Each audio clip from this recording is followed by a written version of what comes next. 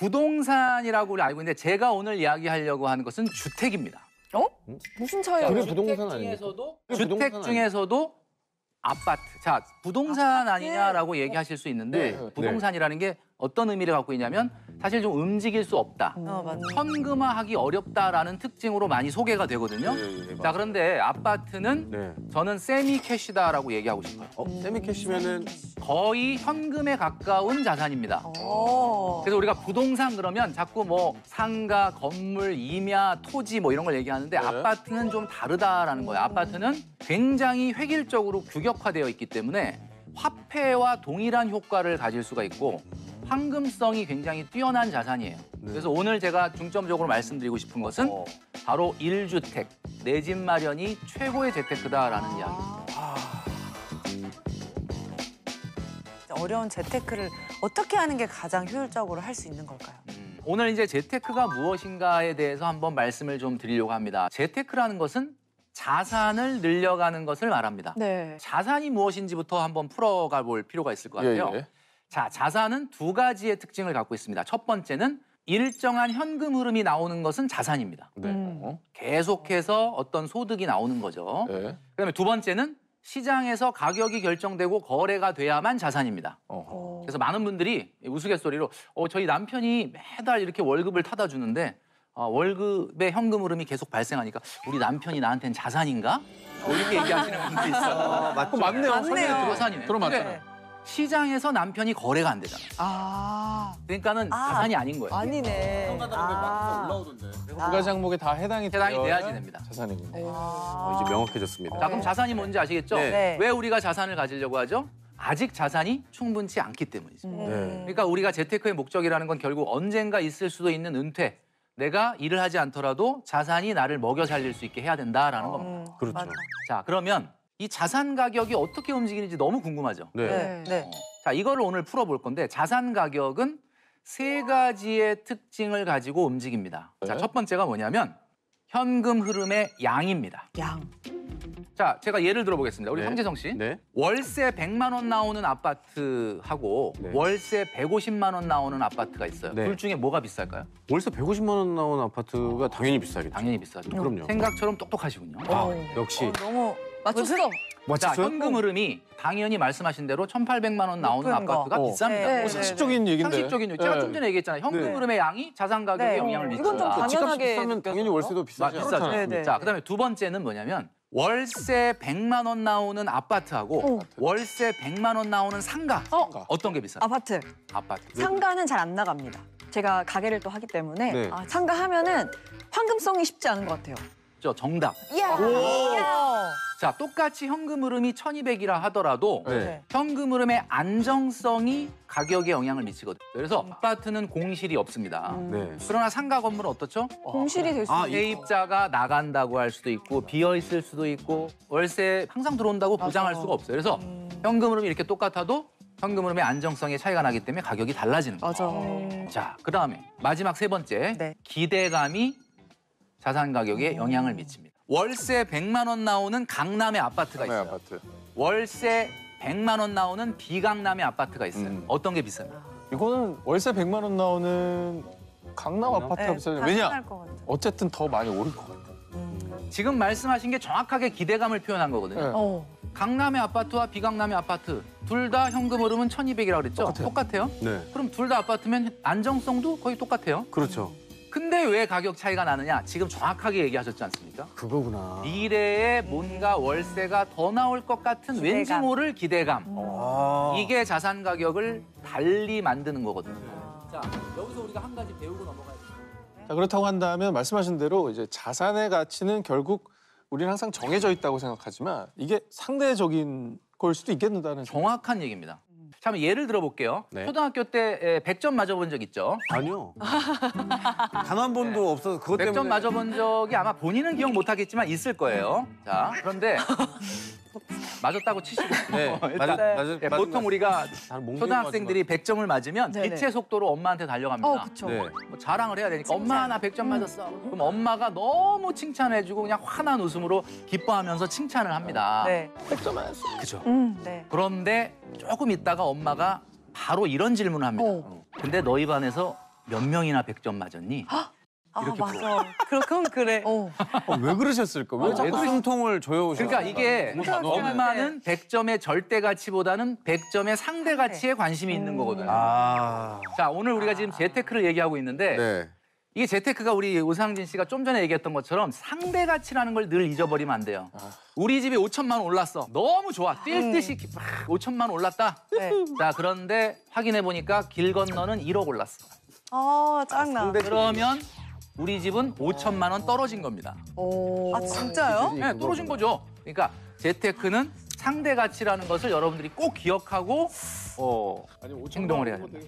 그러면은 저 같은 경우는 주식도 굉장히 안전한 주식에만 투자를 하는 편이거든요. 네. 근데 아파트가 주식에 비해서도 또 안정적이다라고 말씀해 주셨는데 어떤 부분이 안정적? 우리가 보통 주식과 부동산 이런 투자를 할 때 가장 많이 이야기하는 게 리스크라는 말이죠. 네. 자, 우리가 주식은 적은 돈으로도 투자를 할 수 있다라는 것에 많은 분들이 저변이 확대되어 있죠. 네. 오늘 뭐 주식 투자 안 하는 분이 거의 없을 정도로.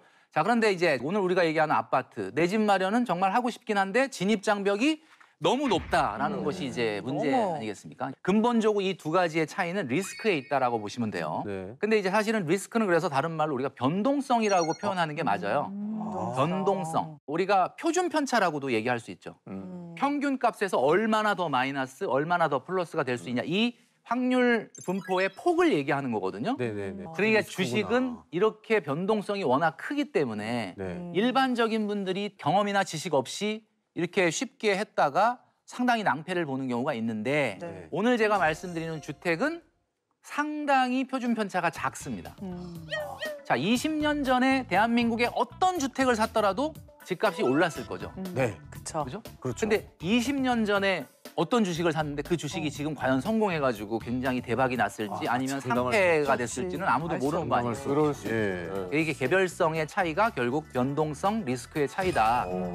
이렇게 우리가 볼 수 있는 겁니다. 그렇다고 한다면 네. 뭐 대표적인 어떤 주식과 좀 비교를 해보면 좋을 것 같아요. 네, 주식을 우리가 보통 보면 네. 장기 투자 얘기할 때 10년 장기 투자를 얘기를 많이 하는데 그렇죠. 네. 10년 전에 주식 시장에서 정말 이 주식은 우량주니까 장기 보유하면 돈 번다 그러고 계속 추천을 했던 종목이 한 6, 7개가 있어요. 네. 모든 증권사마다 이 종목은 정말 우량주니까 장기 투자. 그 종목이 뭐냐? 대표적으로 일단 S전자. 오케이. 소영 씨. 그다음에 두 번째 철강 회사인 아. 그다음에 H자동차. 오케이. 그죠? 그다음에 땡땡전력, 어. KTN땡, 아. 땡타이어. 땡타이어. 이런 종목들이거든요. 네네네. 이런 종목들이 다 우량주로 우량주. 추천했어요. 지금은 자, 어떻게 그럼 돼 10년 있어요? 지났어. 네. 지금 어떻게 됐느냐? 최은정님 너무 궁금하죠? 네. 땡 반토막. 진짜? 진짜요? 와. 네. 그다음에 H자동차 네. 반토막. 대박. 그 뭐야? 액면 분할한 거 아니었어? 그다음에 땡코. 땡타이어 네. 네, 제자리. 제자 S전자. 와 그럼 다 뻥. S전자는 2.8배 정도 올랐어요. 올랐어. 제가 지금 남았네. 말씀드리는 게 뭐냐? 자, 그럼 그 기업들이 무슨 망했느냐? 아니에요. 정상적으로 지금 기업 활동하고 있어요. 지금도 우량 기업이고. 네, 지금도 우량 기업 소리 듣고 있어요. 그게 무슨 얘기냐? 주식 시장에서 주가가 오른다는 것은 끊임없는 시장의 기대 수익률을 초과하는 성장이 있어야만 오르는 건데 10년 동안 제자리라는 게 무슨 뜻이에요? 화폐 가치로 봤을 때 마이너스. 엄청난 마이너스가 난 거죠. 반토막은 더 하네. 이게 바로 주식 시장입니다. 아파트가 답이네. 오히려 그러니까 아파트 주택 공동. 특히나 아파트에 좀 마음이 좀 많이 쏠리고 그런데 있는데 이제 한계가 있는 게 아파트가 뭐 좋다는 거 많은 분들이 알죠. 근데 이제 아까도 말씀드렸던 것처럼 아파트라는 게 그 진입 장벽이 무슨 너무 문지방 높아. 넘어 다니듯이 넘어 다닐 수 있는 정도 수준이 아니니까 너무 어려워요. 그런 부분에 대해서 이제 어떻게 보면은 굉장히 문제가 많은 거고. 그리고 또 주택이 그런 장점도 있잖아요. 일단 기본적으로 살기 위해 만들어진 공간이니까 이걸 이제 마련해 두면 뭐 2년마다 전셋집 알아볼 필요도 없고 그렇죠. 이사 비용 아끼고. 살 수 있다라는 이것도 해결이 맞습니다. 가능한 어찌 보면 집도 해결이 되면서 투자도 해결이 투자도 되는 거죠. 자, 그래서 내가 정말 신의 능력으로 그 주식을 정말 골라서 샀다고 하더라도 1주택 수익률을 이기기가 어렵습니다. 이게 왜 그러냐면 지금 방금 말씀하신 것처럼 아파트에는 사용 가치라고 하는 특수한 내용이 들어있기 때문에 그래요. 10억짜리 아파트를 예를 들어 볼게요. 우리가 서울에 있는 아파트 전세가가 7억이에요. 네. 제가 거기서 전세를 만약에 살고 있다. 근데 이 집을 너무 사고 싶어. 네. 그러면 얼마를 투자해야 되냐면 바로 3억을 투자하면 돼요. 자, 이 3억을 우리가 뭐라고 부르죠? 갭. 갭. 리스크. 정확하게 맞아요. 갭이 실제 투자 금액이에요. 근데 주식 10억 원어치에 투자한다 생각을 해볼게요. 오 최악이야. 이 10억은 10억 다 줘야 살 수 있어요. 아 그러네요. 갭이 없으니까. 그러니까 일반적으로 우리가 많은 전문가들이 나와서 이야기할 때 뭐 서울의 아파트 지수가 지난 35년간 70배가 오르고 주식은 100배가 올랐다 이러면서 주식이 낮다고 자꾸 얘기를 하시는데 네, 맞습니다. 지수는 모든 주식을 다 평균 낸 거니까 지수는 올라가요. 주식은 국 끓여 먹을 수 있는 게 아니거든요. 쓸 수가 없는 거고. 근데 집은 내가 들어가서 살면서 오른 거잖아요. 그러니까 네. 주식 투자 수익률에 뭐를 집어넣어야 되냐면 월세, 전세 그 비용은 빼야 돼요. 이제 확실히 알았네요. 그래서 우리나라에서는 이해가 돼요. 성공한 주식이라 하더라도 1주택의 수익률을 이길 수 없다라고 말씀드린 겁니다. 맞다. 이게 너무 매력적이네요. 실거주도 돈이 든다는 사실 우리가 망각하는 거 생각하고 같아요. 있어요. 네. 엄청난 돈이 들죠.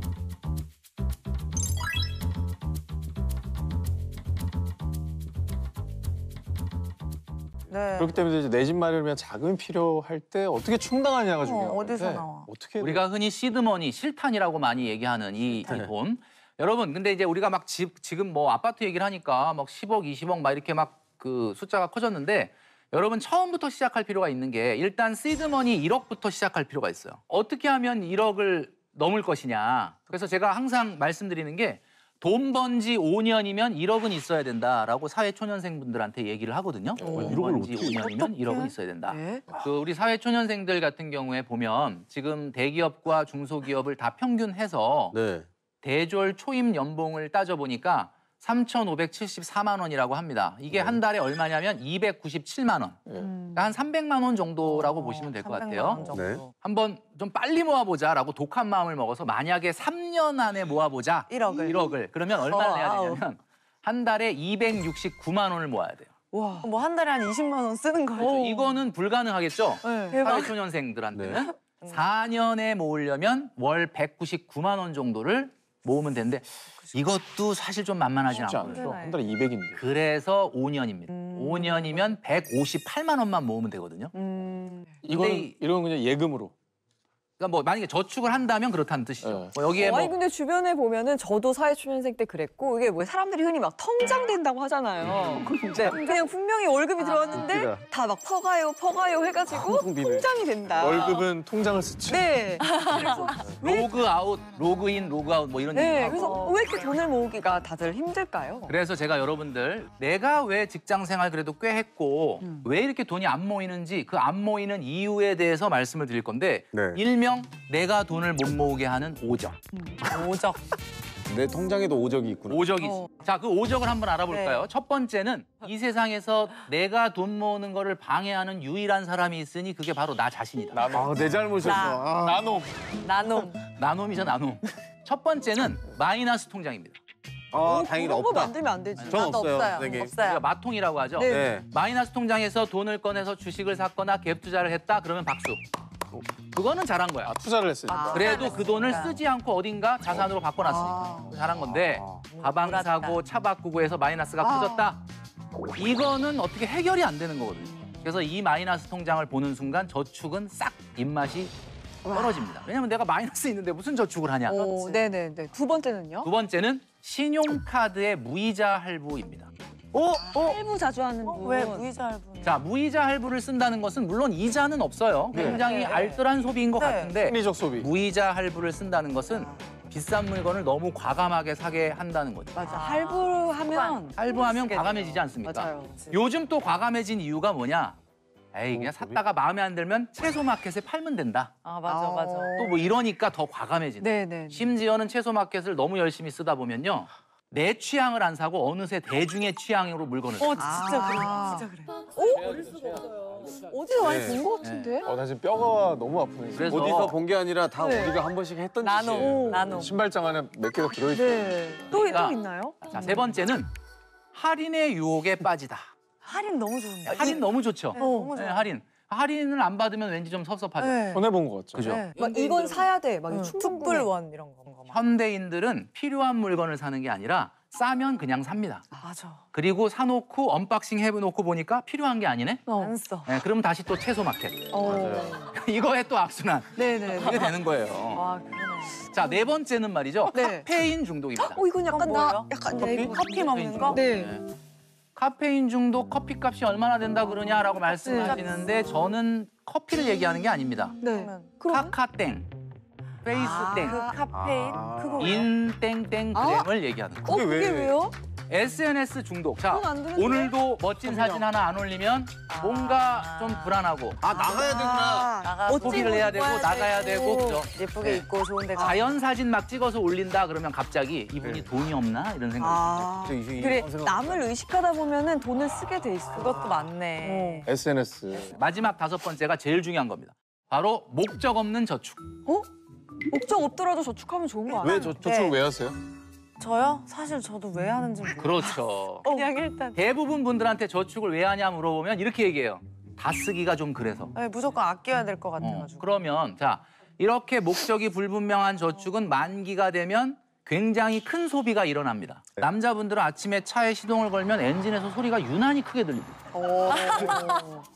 바꿀 때가 됐어. 바꿀 엔진이 때가. 수명을 다한 것 같아. 그날따라. 그런 성향이 좀 있는 그날따라. 것 같아. 우리 여성분들 적금 만기다. 백화점에 가면 이상하게 가방이 눈에 들어요. 사야 될 것만. 본능적으로 만기가 다가오면 아니까. 가격을 딱 확인하잖아요. 가방의 가격을 깜짝 놀랍니다. 비싸서 놀라는 게 아니라 내 적금 만기 금액하고 너무 비슷해. 아, 이게 무슨 우연의 일치야. 이거는 신의 내 계시다. 거라는 운명이야. 이건 신의 계시. 운명이다. 운명이다. 빠바바바.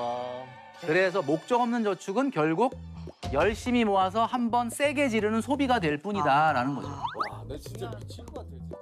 사실 또 목돈을 모으는데 뭐 이런 거 아무리 아껴도 사실 주식이나 정말 뭐 암호화폐 아니면 요즘 뭐 맞습니다. 적금 이게 언제 너무 하냐 이자율이 낮다. 비효율적이다. 이런 얘기가 많은데 세금도 많죠. 적금으로 목돈이 저는 항상 그 뭔가 이야기할 때 비유를 많이 하거든요. 네. 비유를 해야 이해를 빨리 하시더라고요. 맞아요. 여러분 항공기가 인천공항을 이륙해서 샌프란시스코까지 날아간다라고 하면 11,000km 정도를 비행을 하는데 가장 연료를 많이 소모하는 구간이 언제인지 아십니까?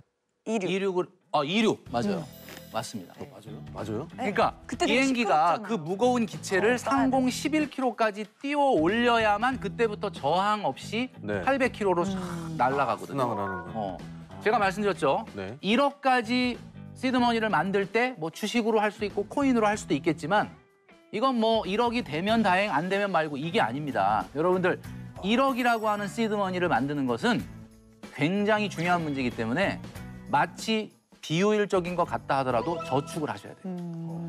야 진짜 비유를 너무 알아듣기 쉽게 설명을 해주시네요. 저는 이거는 황재성 씨가 똑똑해서 잘 알아듣는 거예요. 선생님 진짜 이제 눈물 날 것 같아요. 날 인정해주는 사람.